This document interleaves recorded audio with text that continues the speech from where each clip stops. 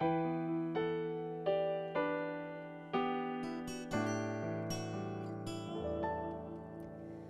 나를 깊은 어둠 속에 홀로 두시는지, 어두운 밤은 왜 그리 길었는지,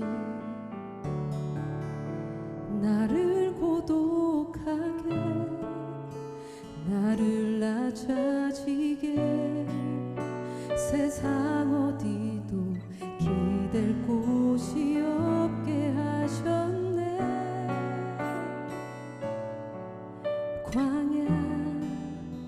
광야에 서 있네.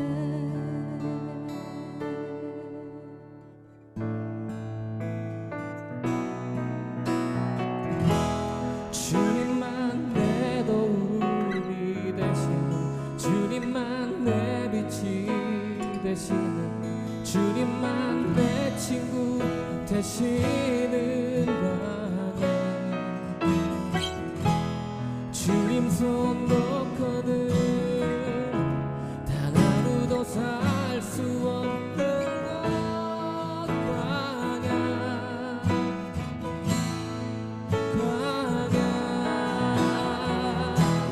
주께서 나를 사용하시려, 나를 더 정결케 하시려, 나를 택하여 보내신 그곳 광야. 성령이 내 영을 다시 태어나게 하는 곳 광야. 광야에 서 있네. 내 자가 산산이 깨지고 높아지려 했던 내 꿈도 주님 앞에 내려놓고, 오직 주님 뜻만 이루어지기를, 나를 통해 주님만 드러나시기를.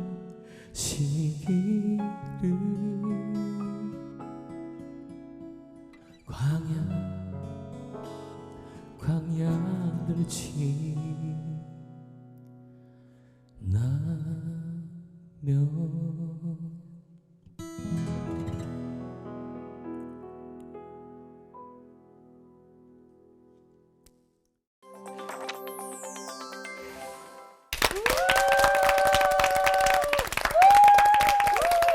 광야 같은 삶을 지나며 찬양의 은혜로 문을 열었습니다. CBS 올포원에서는 성경에 관한 여러 가지 시리즈를 함께하고 있죠. 성경 66권, 성경 인물, 성경 비유, 그리고 오늘 또 새롭게 야심차게 준비한 시리즈가 출발합니다. 우리 생각으로는 다 알 수 없는 성경 사건 시리즈를 오늘부터 함께할 텐데요. 그 첫 시간으로 마련한 주제가 인류가 최초로 쌓았던 고층 건축물 바벨탑 이야기입니다.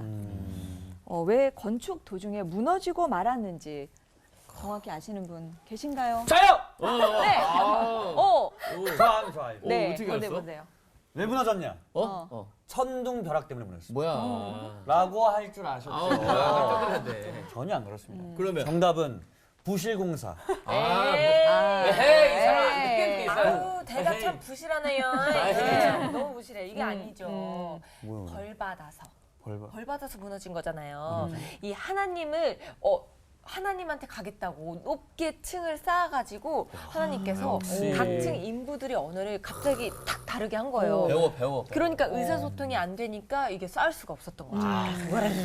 아니 그러니까 이 바벨탑 사건만 없었으면 저희가 영어 배우고 일본어 배우고 중국어 배우고 불어 배운다고 막 이렇게 막 고생하진 않았을 것 같은데. 심지어 나 인도네시아어까지 배웠어. 진짜네. 와, 아빠가 말은. 네.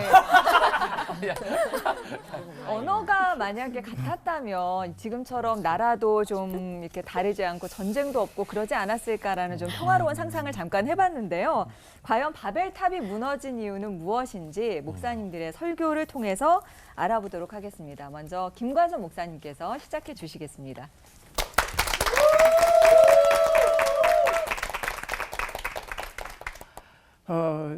제가 산정인교회 부임한 해가 1995년인데 부임해가지고 6개월도 지나지 않았는데 6개월 정도 지나서 아주 충격적인 사건이 일어났어요. 제가 살고 있는 동네 서초구에서 삼풍백화점이 무너졌습니다. 그게 1995년 6월 29일 제가 잊지도 않습니다. 그때 가서 그 교대의 그 실종자 가족들이 모여서 아파하고 그럴 때 가서 봉사도 하고 그랬던 기억이 납니다. 그게 거의 500명 이상 죽었어요. 그리고 900명 이상이 부상을 당하고 결국 그 삼풍백화점이 왜 무너졌을까? 이 검찰에서 그해 11월에 발표를 했어요. 그거는 이제 설계상의 문제, 그 다음에 관리 유지의 문제, 뭐 이런 것들이 아주 복합적으로 나타났습니다. 보세요. 그 백화점이라고 하는 다중 이용 시설이고 무엇보다도 안전이 중요하지만 그렇게 붕괴될 수밖에 없는 결과를 만들어낸 것은 무엇일까요? 부실한 생각이에요. 결국은 무엇을 줬느냐? 돈이 하나님처럼 되어져 가지고 돈 벌면 굉장히 뭐 행복해질 것처럼 착각하지만 결국 그것 때문에 백화점이 무너지면서 돈도 못 벌었고 망했어요, 오히려. 네. 여러분, 우리가 살다 보면 우리의 인생을 건축하고 싶고 성공하고 싶고 뭔가를 이루고 싶은 생각, 이게 어떻게 보면 바벨탑 인류 최초의 거대한 프로젝트처럼 사람들마다 자기 나름대로의 뭔가를 이루고자 하는 게 있어요. 왜 무너지느냐? 여러분, 이 창세기 11장을 보시면 그 높이 쌓는 것 갖고 문제가 된 게 아니에요. 왜 높이 쌓느냐의 문제예요. 우리가 흩어짐을 면하자 우리의 이름을 내자. 이때 우리 사람들끼리 모여서 우리를 내세우는 거예요. 이 속에 하나님은 없어요. 사람의 이름을 내고 싶은 욕망, 이건요 창세기 속에서 보면 4장에 이미 나와요. 4장에 보면 가인이 하나님을 떠나 나가서 제일 먼저 한 게 뭐냐면 성을 쌓습니다.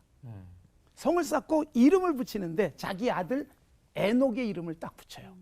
인간의 이름을 막 드러내기 시작하는 것이고 인간이 자기 힘으로 안전한 곳을 만들고 싶고 유명해질 수 있는 뭔가를 하고 싶은 거예요. 근데 여러분 4장에 또 대조되는 부분이 있어요. 그게 뭐냐 하면은 아벨이 죽고 하나님이 대신 셋을 주셨어요. 셋의 아들 에노스가 한 일이 나와요. 가인의 후손들은 성도 쌓고 음악도 하고 기계도 만들고 뭐 목축도 하고, 그런데 이 셋의 후손들이 뭘 했다는 게 전혀 나오잖아요. 딱 한 가지가 나오는데 에노스는 여호와의 이름을 불렀다. 이름이 달라요. 가인의 후손들은 사람의 이름을 내고 에노스는 하나님의 이름을 불러요.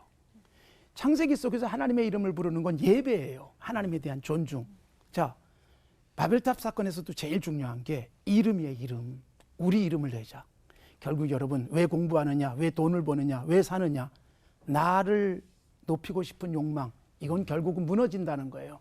잠언에서 사람이 자기 길을 계획할지라도 결국 이루게 하시는 분은 하나님이다. 이걸 분명히 말씀하고 있어요. 자, 여러분, 얼마나 많이 과학기술이 발달했습니까? 의학이 발달했습니까? 날고 싶은 인간의 욕망이 1900년도에 라이트 형제가 비행기를 만들게 됐어요.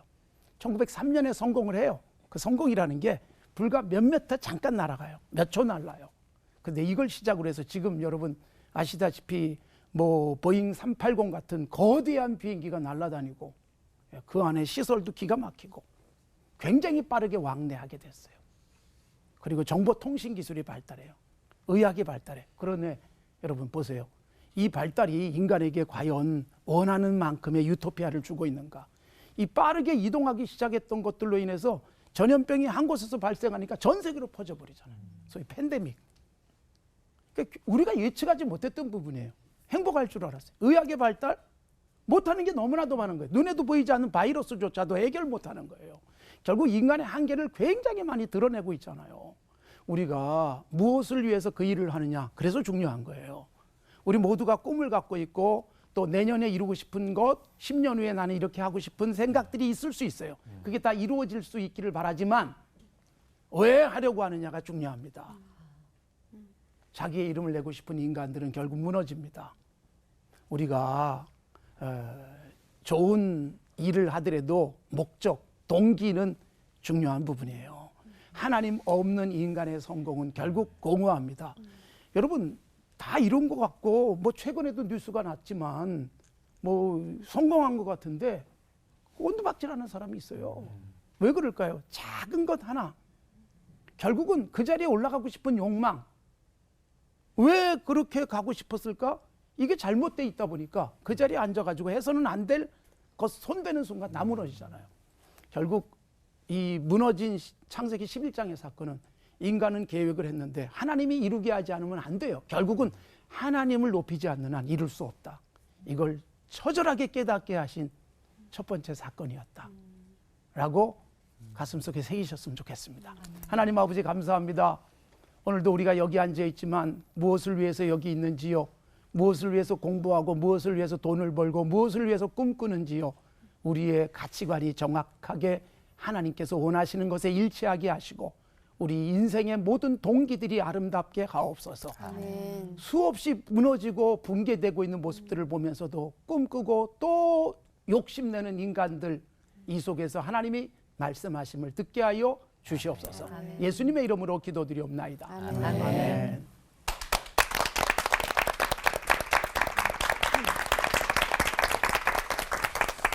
네, 처음부터 이 주제는 굉장히 흥미를 끄는 것 같아요. 왜냐하면 우리가 왜 이렇게 언어 배우느라고 고생하는지 이유를 알려주잖아요. 그렇죠? 그래서 저도 상상을 해봤어요. 이 바벨탑 사건이 아니었더라면 수능이 조금 더 쉬워졌을까요? 그죠? 우리가 좀 더 행복한 삶을 살지 않았을까? 그러니까 우리가 자초한 면이 있다는 것을 좀 깨닫게 됐어요. 그래서 여러 가지로 궁금합니다. 그래서 약간의 학문적 접근을 좀 해보려고 그래요. 이걸 설명하는 데 있어서. 이제 창세기는 두 부분으로 나눠줘요. 1장, 11장, 이 한 덩어리예요. 그러니까 이제 빵을 썰면 딱 썰면 돼요. 그 다음에 12장하고 50장이 한 덩어리예요. 그러면 1장, 11장만 좀 생각을 해보면 1장과 11장은 이게 이제 수미, 쌍관, 형 뭐 이래갖고 수, 머리, 꼬리, 이 머리와 꼬리죠. 그죠? 그 덩어리의 머리에 꼬리가 연계가 있다는 거예요. 그럼 어떤 연계가 있는지, 그러면 우리가 1장에서 하나님이 뭐라 그러죠? 자, 우리가 사람을 만들자. 근데 11장에서 어떤 얘기가 나오죠? 하나님이 또 말해요. 한쪽에서는 사람을 만들자. 그랬는데 이제는 하나님이 뭐라 하냐면 우리가 가서 혼잡하게 하자. 이게 하나님이 달라졌어요. 그죠? 또 1장에서는 뭐라 그러냐면 사람을 만들자. 그랬어요. 근데 이쪽에서는 인간의 계획이 나와요. 뭐를 만들죠? 우리가 벽돌을 긋고 아무튼 성과 도시를 건설하자라는 계획이 나와요. 그러니까 하나님도 이쪽에서는 축복을 했는데 이쪽에서는 좀 다른 얘기를 하셨고 하나님의 계획과 또 인간의 계획이 부딪힙니다. 그런 의미에서 이미 바벨탑 사건은 성경 저자가 되게 부정적으로 그리고 있어요. 그리고 이제 아까 잘 말씀해 주셨는데 가인 스토리 4장하고도 병렬, 나란한 구조를 좀 이루고 있어요. 뭐냐면 가인이 쫓겨나면서 간 곳이 동쪽으로 갔다라는 말이 있어요. 사실 이스라엘의 여러분이 지형을 보시면 동쪽으로 갈 수밖에 없어요. 그래서 아랍 사람들이 뭐라 그러는 줄 알아요? 이스라엘 사람들을 서쪽으로 밀어붙이자. 그럼 어떻게 되는 줄 알아요? 지형적으로. 우리를 남쪽으로 계속 밀어붙이면 어떤 일이 일어나죠? 우리는 바다에 빠져요. 서쪽으로 이스라엘 백성을 몰아붙이면 지중해에 빠져요. 그러니까 죽여버리자는 무서운 얘기예요. 그러니까 이제 동으로 갈 수밖에 없는데 가인이 동으로 가서 도시를 건설합니다. 그리고 아까 말한 대로 가인과 아벨 사건에서 아벨을 대신한 사람이 셋이에요. 근데 그때부터 여호와의 이름을 불렀더라라는 말이 나와요. 그 말은 이제 앞으로 12장에서 계속 펼쳐지는 족장 이야기를 살펴보면 제단을 쌓고 족장들이 뭐를 하냐면 여호와의 이름을 부릅니다. 그러니까 전형적으로 그 말은 예배했다는 말이에요. 그래서 이 가인의 후손은 문명의 기원을 이룬 자들로, 그 다음에 셋의 후손은 여호와의 예배의 기원을 이룬 자들로 이미 4장부터 대조가 돼 있어요.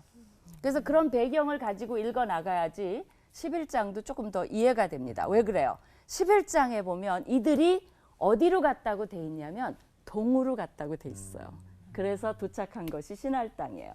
거기서 이제 인간의 문명을 세웁니다. 이제 그런 장면이 대조를 이루죠. 그리고 여호와의 이름을 부르는 대신에 뭐를 하죠? 자신들의 이름을 내자예요. 그렇다면 우리의 이름을 내자. 물론 우리가 교만하다 이렇게 할 수 있지만 더 깊은 신학적 의미는 뭐예요? 여호와를 예배하지 않고 여호와를 거부하는 거예요. 그거는 어떤 유혹으로 돌아가는 거냐면요. 에덴에서 우리는 예배자로 만들었어요. 하나님이. 근데 하나님 같이 될 수 있어 라는 유혹에 빠진 예배자가 예배를 받는 자의 유혹에 빠진 모습이에요. 그죠? 여호와를 예배하는 대신에 우리가 예배자가 되자라는 에덴의 유혹이 컴백한 거예요. 그렇죠? 그런 모습들을 볼 수가 있어요. 그냥 11장만 딱 보면 퀘스천이 되게 의문이 많아지는데 1장부터 쫙 이렇게 디벨롭한 걸 보면 이제 의문들이 살살 풀리도록 되게 성경 저자가 사실 잘 썼습니다. 그래서 이제 여호와가 이걸 보고는 이때까지 경험했잖아. 인간 이미 노아도 경험했고 다 가인도 경험했고 그러니까 이거 얘네들 가만 놔뒀다가는 이후로는 하고자 하는 일을 막을 수 없을 거라고 판단하셨다라는 얘기가 나와요. 이거는 못 말리겠다. 왜냐하면 벌써 몇 번째입니까? 그래서 하나님이 이제 해결책으로 제시한 것이 사실은 뭐냐면 아브라함이에요. 그것도 반대예요. 이들은 자기 이름을 내자 그랬는데 아브라함은 내가 그 이름을 창대케 하겠다라고 말씀을 하십니다. 그리고 이제 이 사도행전 2장에 보면 성령 그 오순절 사건이 나면서 어떤 일이 일어납니까? 성령 충만함을 받은 자들이 언어의 회복과 다 알아들어요. 그 다음에 성령의 회복이 일치됨을 보여줘요. 그러니까 일시적인 현상이긴 하지만 주의 이름을 부르는 자들이 성령 충만할 때 바벨 사건의 역전을 경험합니다. 그러니까 우리도 그런 사건이 언젠가는 일어날 수 있다는 거죠, 사실은. 그러면 언어를 혼잡하게 했어요. 흩으셨어요. 그러면 하나님이 이게 심판일까요? 이게 놀라운 얘기가 있어요. 뭐냐면 9장에 보면 하나님이 생육하고 번성하라. 10장에 보면 그래서 흩으셨단 말이 나와요. 그렇다면 흩으셨다는 건 뭐냐면 하나님의 생육하고 번성시키기 위한 계획이에요. 그러니까 창세기에서 여러분이 잘 보시면 드러나는 주제가 뭐냐면 아담 하와 쫓아내면서 가죽 옷을 지어 입히세요. 그걸 왜 입힙니까? 그냥 쫓아내지.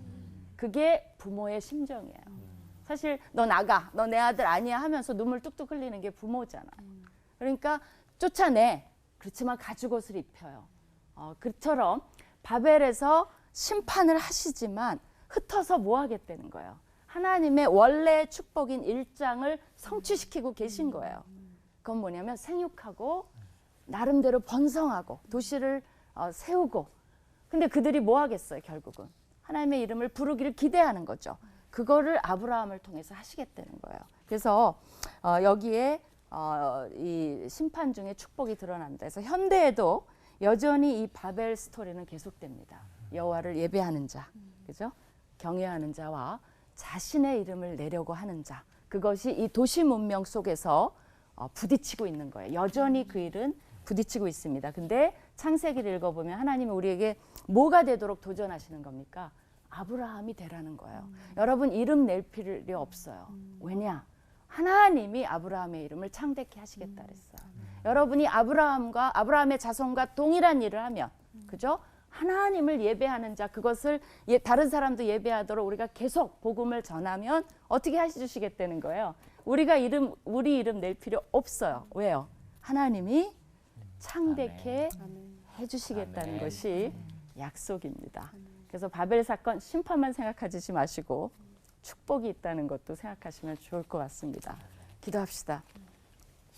하나님 감사합니다. 하나님은 늘 우리는 심판했다고 불만하지만 그 안에 숨겨진 사랑, 은혜, 또 하나님의 예비하심, 축복, 우리는 늘 그런 것을 간과합니다. 하나님 감사합니다. 우리가 여전히 이렇게 생육하고 번성하는 것도 하나님의 축복입니다. 감사를 드립니다. 예수님 이름으로 기도합니다. 아멘.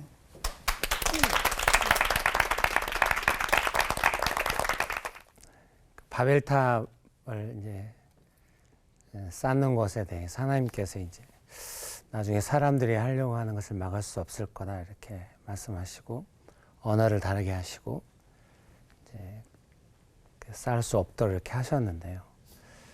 이제 그 사람들의 동기나 또 하나님께서 이렇게 막으셨던 그런 내용들에 대해서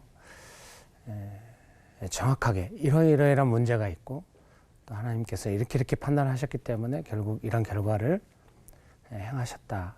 이런 내용으로 다 좀 명백하게 이해하기는 어려운 부분이 있다는 생각이 듭니다. 근데 우리가 확실히 알 수 있는 것은 하나님은 이 일을 막으셨다는 것입니다. 그런 말씀을 근거로 볼 때 사람들의 이런 시도들은 조금 애매하거나 문제가 있다 이런 생각이 듭니다. 왜 이렇게 말씀드리냐면 우리가 어떤 일을 구체적으로 시도할 때도 하나님께서 막으심에도 불구하고 우리가 그런 것을 잘 모르고 계속해서 진행하고 시도할 수 있다는데 문제가 있다는 생각이 듭니다. 저희 교회에서 이렇게 부산에 있는 어떤 시설의 아이들에게 이제 선물을 해주고 싶었습니다. 그래서 이제 뷔페도 준비하고 한 명씩 받고 싶은 선물 목록을 100명분을 다 받아가지고 준비를 했습니다. 그리고 편지도 다 썼어요. 한 명씩 생각하면서 이름을 직접 쓰고 기도하면서 그래서 하나님께서 너를 멋진 리더로 만드실 거야. 그냥 쓴 게 아니라 기도하면서 했어요. 나중에 선생님들이 어쩜 우리 아이들을 알지도 못하는데 이렇게 아는 것처럼 썼냐고 이제 위로를 받을 만큼 그래서 우리 본래 계획은 한 명씩 읽어주고 그 선물도 나눠주고 따뜻한 시간이 계획이었는데 잘 안 됐어요. 바벨탑이 흩어진 것처럼 분위기가 흩어졌어요. 정확한 이유는 모르겠던 게 좀 당황스러웠죠.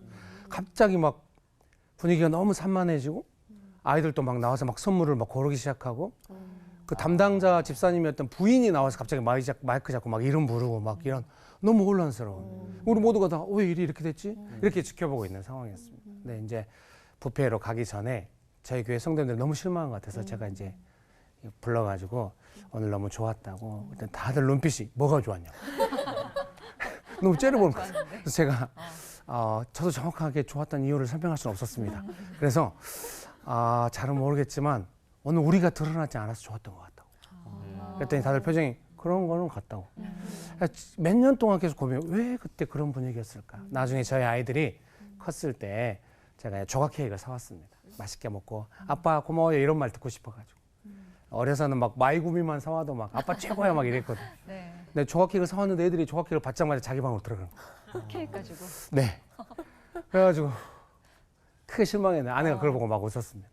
그때 깨달았습니다. 아이들이 사춘기가 되거나 이러면 부모가 뭔가를 해줘도 그거를 기쁘기만 받는 것이 아니라 약간 부담스러운 느낌이 있다는 생각이 듭니다. 우리가 그 도우려고 했던 아이들은 대부분 다 사춘기에 있는 아이들.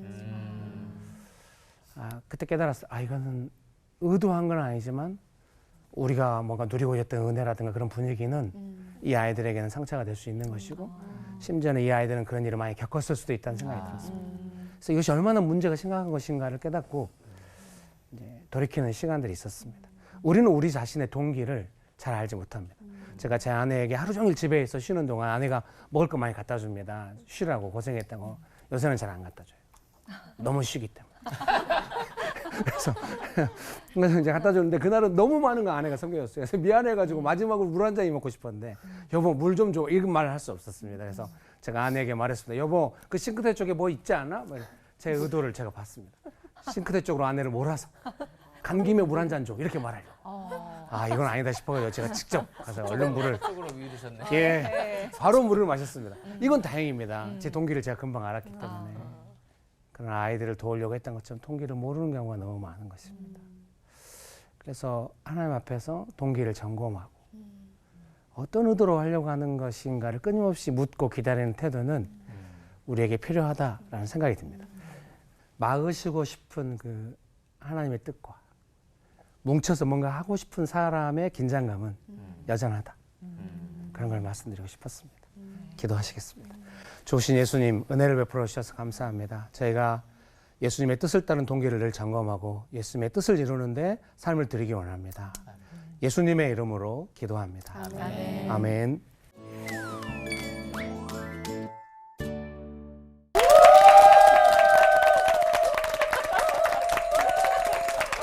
하나님 없는 계획, 바벨탑의 결말을 보라. 그리고 뭘 하든지 동기가 중요하고 심판인지 축복인지 분별해야 한다. 이 목사님들의 설교를 들으면서 느꼈습니다. 근데 오늘 저희가 성경 사건 시리즈잖아요. 근데 사건은 사실 좀 뭔가 조사하고 풀고 그래야 되지 않습니까? 맞습니다. 목사님들 말씀처럼 성경이 기록한 바벨탑 사건이 과연 심판인가 축복인가부터 좀 파헤쳐 봐야 될 것 같은데 어떤 질문부터 좀 들어가면 좋을까요? 제가 먼저 파헤쳐 보겠습니다. 네. 예. 아니 그 궁금한 게 아까 목사님들 말씀하시는데 그 바벨탑을 지었던 사람들은 과연 누구의 후손일까가 궁금했어요. 그러니까 가인의 후손일까 아니면 셋의 후손일까 아니면 또 다른 누구일까. 그리고 그 이미 노아의 홍수 사건으로 하나님이 물로 심판을 하셨잖아요. 그런데도 그걸 뻔히 알면서도 또 이렇게 이런 사건을 왜 이렇게 하는지 누가 왜 그랬는지 그 동기도 궁금하고 네. 한번 예. 심도 있게 파헤쳐 주십시오. 사건의 기후를 네. 우리가 좀 제가 알아봐야 좀 되겠습니다. 나서 봐야 되겠습니다. 짠짠짠짠짠짠짠 막 이렇게. 그러니까 여러분이 이거를 이제 이렇게 평면적으로 보면 그런데 사실은 이제 노아가 나왔잖아요. 그래갖고 하나님이 이제 생육하고 번성하라 축복해 주셨는데 10장은 사실은 여기 조금 학문적으로 해버릴게요. 이번에는 즉 10장은 70 나라의 그 일람표라고 알려져 있어요. 그 모든 나라를 조사하면 70이 나와요. 그거는 완벽한 숫자거든요. 그러니까 하나님의 노아를 통한 축복이 완벽히 이루어지고 있는 거예요. 근데 그러면 뭐가 잘못됐지? 그게 이제 언어적으로 이게 이제 지형학적으로 인종적으로 흩어져요. 그러면 어떻게 흩어지게 됐지? 자기네들이 가위바위보해서 우리 절로 가자 그게 아니고 그거의 신학적 설명이 11장의 바벨 사건이에요. 그렇기 때문에 사실은 많은 사람들이 뭐 구스, 니므롯이 가서 그러니까 함의 자손이죠. 함의 자손 구스가 또 구스의 자손 니므롯이 가서 바벨을 세웠다 그러니까 니므롯이라고 얘기를 하는데 그게 아니고 11장에 보면 이 인류가 동으로 가서 모여서 이제 최초에 그죠? 이제 건설을 한 게 이제 바벨인데 그들의 목적이 하나님의 목적과 위배된 거죠. 사실은. 그렇기 때문에 이제 거기서부터 이제 사건이 시작이 된 건데요. 그러니까 그들 인류가 총체적으로 또 한 번의 죄를 진 거예요.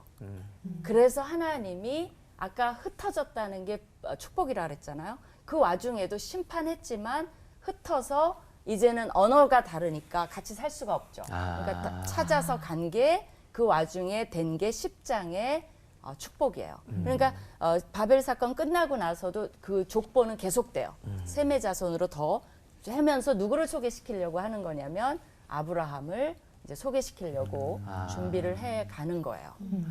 그렇기 때문에 왜냐하면 11장에 보면 히브리어로 콜 하레츠라고 그 온 땅, 온 짐에 이게 같은 단어고 그게 5번이나 나와요. 그 말은 뭐냐면 한 족속이 아니라는 거예요.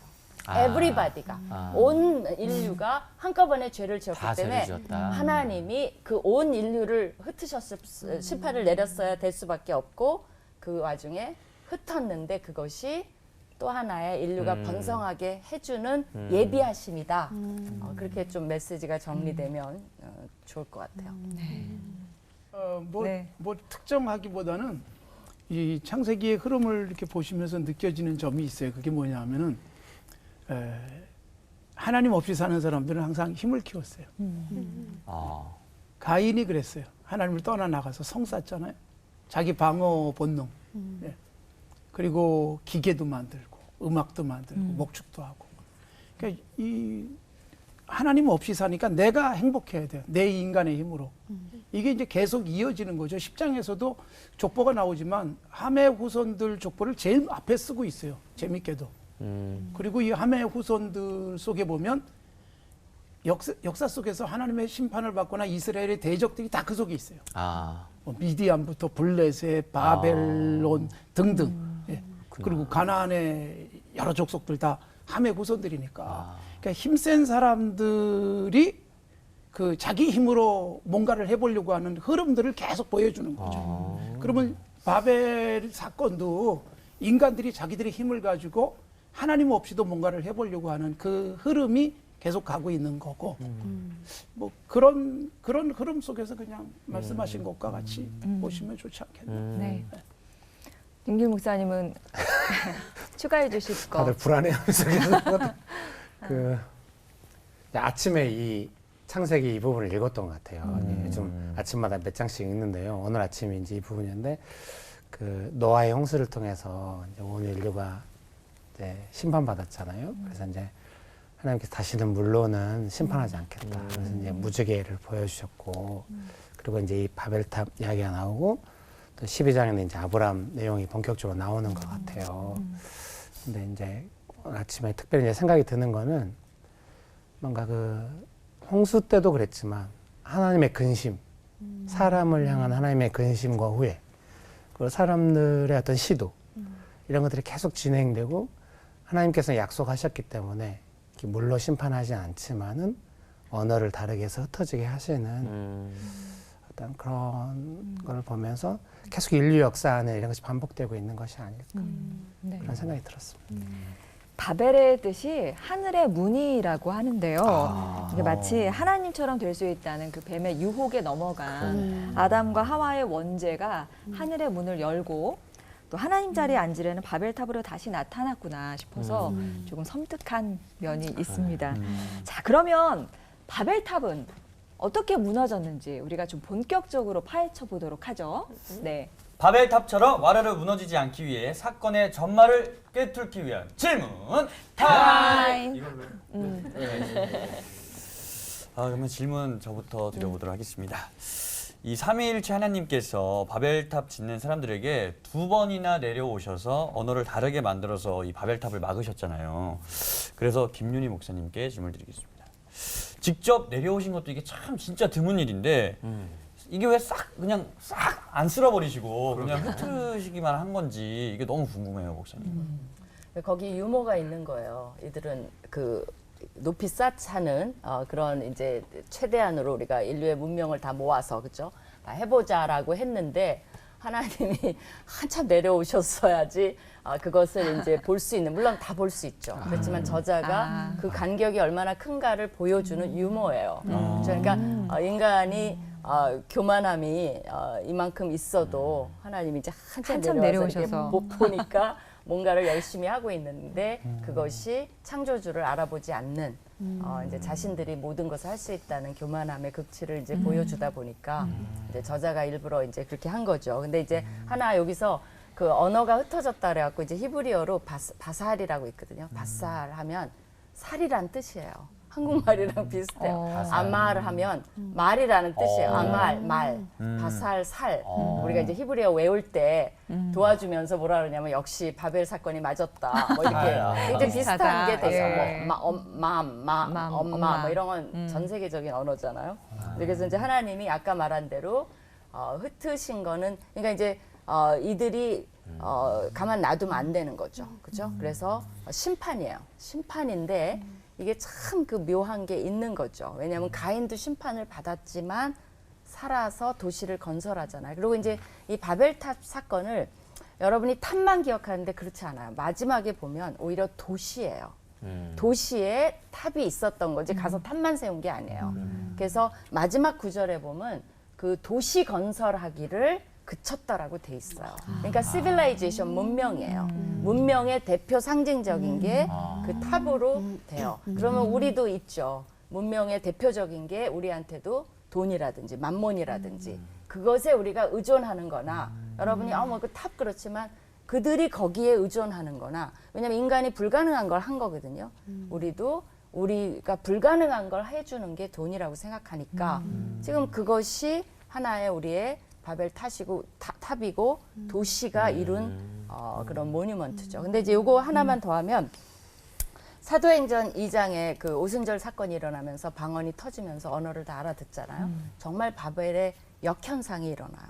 그리고 이제 재밌는 건 그러나 이건 영원히 가요. 왜 그러냐면 계시록에 보면 각 족속과 백성과 방언들이 한 목소리로 하나님을 찬양해요. 그렇다면 계시록 막판에 가서까지도 뭐는 살아있다는 거예요. 족속, 언어, 각 언어, 방언 이런 것들이 살아있다는 거예요. 그러나 somehow 오순절 사건이 일어나는 거죠. 그게 어떻게 될지 모르지만 다 하나님을 찬양하고 우리가 알아듣고 더 이상 그러니까 뭘로 회복됩니까? 하나님을 예배하는 걸 거부하는 것에서 계시록에 가면 모든 족속이 하나님을 예배하는 것으로 회복되는 게 바로 바벨 사건의 역전이 일어나는 거죠. 네, 제가 궁금한 게 생겼어요. 근데 얘기를 들으면서 오순절의 성령은 그렇지만 요즘 첨단 기술이 개발되면서 맞아. 통역기가 번역기, 번역기가 개발돼서 전 세계 언어가 다 이렇게 소통이 되는 시대가 온다는데 맞아. 이것도 하나님의 뜻을 이렇게 우리가 반역해서 가는 거 아닐까 이런 생각이 좀 들었네요. 두 분 어떻게 네. 생각하시는지. 네. 뭐 하나님의 뜻을 거스르는 게 아니고 네. 그러면 뭐 성경이 다양한 언어로 번역되면 안 되잖아요. 얼마나 여러분 성경이 전 세계 언어로 번역이 다 됐을까요? 인간이 하나님이 이렇게 흩어버려도 또는 뭐 혼잡게 하셔도 인간 그 하나님을 닮은 그 형상 속에는 창조적 능력이 있어요.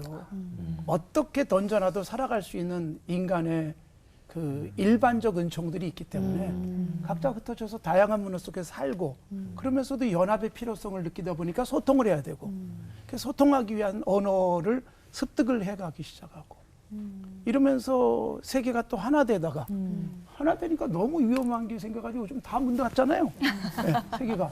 네. 네. 그러니까 이 모든 것들이 결국 적절하게 하나님의 뜻 안에서 가지 않으면 소통도 때로는 죄가 되기도 하고 하나됨이 때로는 문제를 일으키기도 하고 갈라짐이 유익하기도 하지만 문제가 되기도 하는 그런 부분들이 계속 반복되고 있다. 그러나 어쨌든 하나님은 우리에게 적절하게 살 수 있도록 기본적 능력은 주셨어요. 그냥 하나님 팽개치면 그냥 죽고 끝나는 게 아니라는 거죠. 네. 대단한 존재들입니다, 우리가. 그렇군요. 네. 제가 꽤 괜찮아요. 저는 전적으로 동의합니다. 마음에 듭니다. 네. 예. 그러니까 이 언어가 이제 우리 지금 SNS를 통해서 소통이 되고 있죠. 동일해요. 이슈는 하나님을 그러니까 그걸 가지고 뭘 하느냐 이게 뭐 소통이 되느냐 아니냐가 중요한 게 아니라 인간이 여전히 그걸 통해서 좋아요. 다 언어를 뭐 SNS로 통일한다고 합시다. 뭘 하고 있죠? 하나님을 예배하느냐, 아니면 예배를 받는 자로 여전히 뭉치느냐. 그러니까 이 두 진영으로 항상 나누어진다는 거. 이 도시 문명이라는 것은 그거를 기억하면 좋을 것 같아요. 그럼 여러분이 결정하셔야 되는 건 뭐예요? 나는 어느 편이냐. 예배한다고 하지만 사실은 이쪽이 더 좋아 보이는 거죠. 거기에 함정이 있다는 거죠.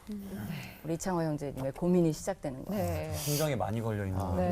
티가 많이 나네요. 근데 좀 그래도 기대함이 우리 같이 노래하는 사람, 찬양하는 사람들은 우리의 찬양이 빨리 전 세계로 이렇게 번역이 된다든지 이렇게 언어가 그냥 한국말로 찬양해도 다 이렇게 할 수 있는 그런 시대가 오면 좋겠다는 생각을 꿈을 갖게 되네요. 하나님을 찬양하는 목적이 그렇죠. 온 세계 하는 아름다운 찬양 목적이네요. 함께. 네. 아멘은 똑같잖아요. 에이멘 이런 거. 그래, 에이멘. 그렇지. 할렐루야 이건 다 똑같죠. 네. 예. 맞아요. 저는 김관삼 목사님께 질문을 하나 드릴 텐데요. 진짜 하나님의 뜻대로 5대양 6대주에 다 흩어져가지고 인류가 생육하고 번성하면서 정말 엄청난 그런 문명을 이룩했잖아요. 그런데도 불구하고 자꾸만 이 재앙의 신호가 오고 바벨탑 무너지듯이 계획이 조금 막 틀어지고 그러는 경우가 있는데 이게 그냥 하는 게 아니라 막 저희가 막 기도하는데도 왜 그런 일이 일어나는지 왜 그럴까요, 목사님? 기도를 하는데도 기도만 하지는 않잖아요. 이것저것 하죠. 네, 욕심도 부리고 기도를 하는 이유가 하나님이라는 그 능력을 렌트하고 싶은 욕망. 맞아요. 그래서 기도는 하지만 하나님이 내가 원하는 것 맞아. 요거 이루어지시는 분 정도로 그 딱 이루고 나면 이제 하나님 없이 살다가 또 문제 생기면 또 하나님 불러대서 요거 해결 좀 하고 가시는 소환하나 지인. AS 부탁하는 거예요. 네. 그러다 보니까 세계는 계속해서 문제가 있고 그 하나님이 보세요. 뭐 그 세계적으로 유용한 전염병도 결국은 하나님이 주신 창조 세계를 파괴하면서 하나님이 사인을 주시는 거거든요. 그래서 니네가 편안할 것 같아. 환경 파괴하면 편리해진 것 같지만 그 편리한 것 때문에 오는 바이러스들의 뭐 박쥐로부터 시작되고 막 이러는 것들 거기다가 뭐 이 환경 파괴해가지고 도로를 쫙쫙 뚫어서 빨리 달리는데 빨리 달린 도로 때문에 에볼라 바이러스가 그 굉장히 그 빨리 생존율이 생존 시간이 짧아요. 그 감염되면 바로 죽어요. 그래서 사실 이런 건 전염이 안 되게 돼 있어요. 근데 이게 전염이 된 이유가 뭐냐면 인간들이 깔아놓은 고속도로 속도가 높. 비행기 이게 그냥 전 세계로 미국까지 가버리잖아요. 그러니까 그런 것들을 우리가 같이 생각할 필요가 있죠. 기도하는 목적이 있었네요. 우리가 행위에만 집중했던 것 같아요. 네. 왜 이렇게 집중하면서 다른 거를 했는지 모르겠습니다. 아까 목사님께서 말씀하셨던 것 중에 결국 소통의 동기가 중요하다고 김길 목사님께서 아까 말씀해 주셨잖아요. 근데 이게 하나님이 주신 동기인지 아닌지 이걸 어떻게 알 수 있을까요? 맞아. 그리고 거기에다가 하나 더 혹시 이게 잘못된 동기였다면은 이게 교정이 가능한 건지도 이것까지 한번 같이 여쭤보고 싶습니다. 목사님. 네. 좀 알기 어렵다고 생각합니다. 조금 어렵다고 생각하고 그래서 나 자신의 동기가 무엇인지를 점검하는 그런 시간들이 항상 필요하다고 생각합니다. 보통 우리는 일이 막히면 점검하고 좀 우울하게 점검하고 이러는데 그러지 말고 조금 늘 사소한 일 속에서도 내가 왜 이 일을 하려고 하는지 점검하는 게 좋다고 생각합니다. 제가 막 대학교 졸업하고 영어 잘하게 해달라고 막 기도하면서 새벽마다 부르짖으면서 영어 공부했는데 영어 잘 못했어요. 그래서 한 2년 동안 기도하다 오늘 새벽에 막 간절히 기도하는데 기도 중에 응답처럼 제 안에 드는 생각이 왜 영어를 잘하려고 하는가 하는 생각이 들었어요. 그래서 점검해 보게 되는데 약간 지방에 있는 대학 좀 서울에 있는 좋은 대학 못 간 컴플렉스가 있었어요. 그거를 영어 잘하는 것으로 해보고 싶다는 마음이 있었던 거죠. 잘 몰랐죠. 그래서 그 동기를 바꿔가지고 영어로 설교하게 해달라고 그렇게 했는데 안 됐어. 굳이 영어로 설교할 필요는 없죠. 한국에서 선교사님들 많아가지고 다 현지어로 통역되고 이래가지고 굳이 영어로 그래서 요즘은 그냥 그래도 다행히 그때 동기를 점검했기 때문에 영어 잘하는 거에 매달리지 않고 영어 성경 묵상을 몇십 년째 해오고 있어요. 그래서 제가 설교 때 막 나누거든요. 영어 근데 우리 교회 영어 문장 구조에 대한 박사가 계세요. 박사학위를 하신 분이. 다시 좀. 죄송합니다. 네. 자신의 동기를 점검하는 게 필요하고 네. 그런 게 좀 약간 일상화될 필요가 있죠. 혹시 그럼 잘못된 동기였다면 어떻게 좀 교정을 하는 게 좋을까요? 예, 자기가 어떤 동기를 점검한다고 하는 건 이제 기도하면서 말씀하면서 비춰보면 문제점이 발견되잖아요. 그러면은 구체적인 행동으로 가기 전에 마음의 내용을 하나님께서 기뻐하실 만한 내용으로 바꾸기 위한 생각들과 또 기도가 필요하겠죠. 불순한 동기가 늘 이렇게 우리 안에 꿈틀꿈틀대고 있는 것 같아요. 조금만 방심하면 이게 막 살아나는 것 같아서 항상 그런 시간이 필요하겠다. 항상 불통과 불순종의 바벨탑을 쌓고 있는 건 아닌지 돌아봐야 되겠다는 경각심이 생기는데 근데 참 안타까운 게 우리 인간이 할 수 있는 게 점점 많아지면 많아질수록 바벨탑을 쌓을 확률도 좀 커지는 것 같다는 걱정도 되거든요. 네, 맞습니다.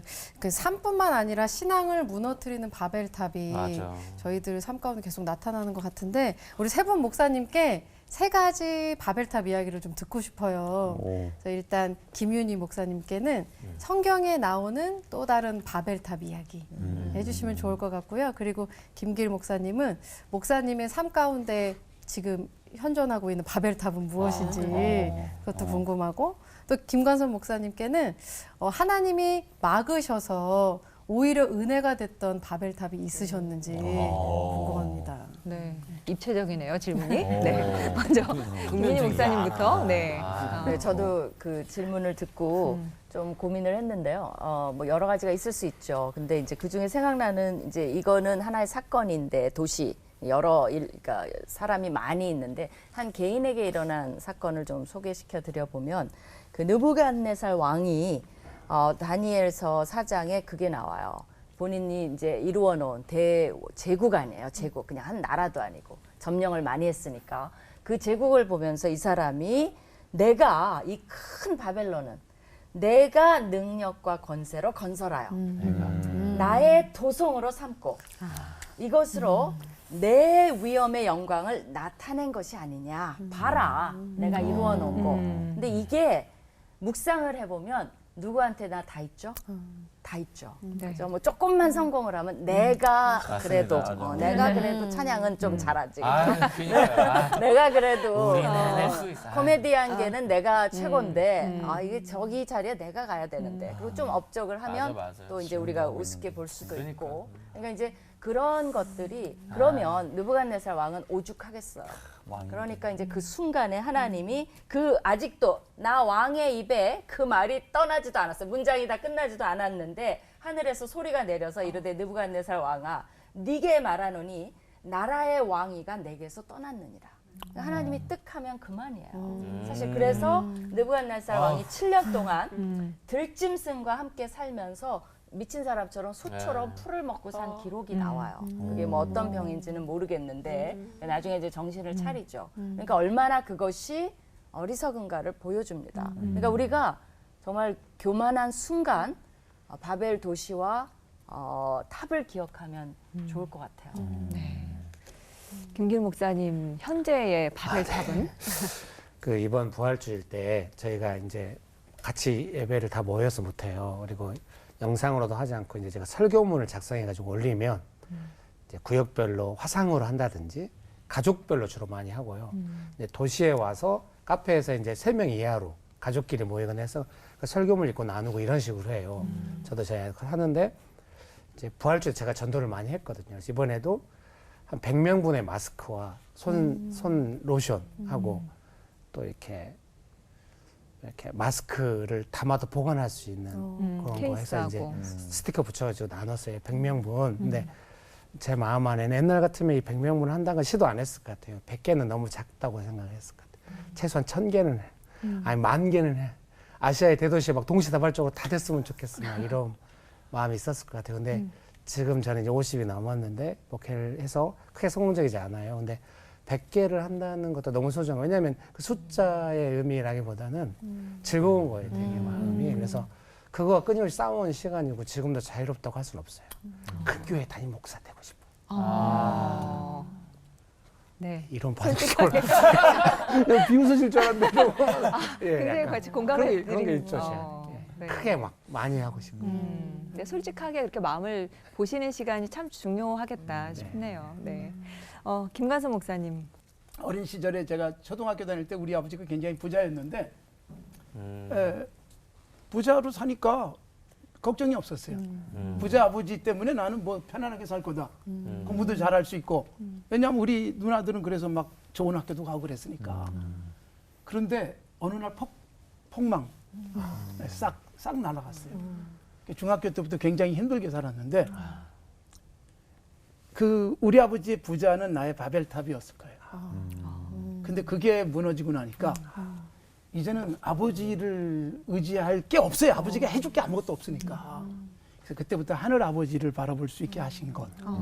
이건 정말 복이었어요.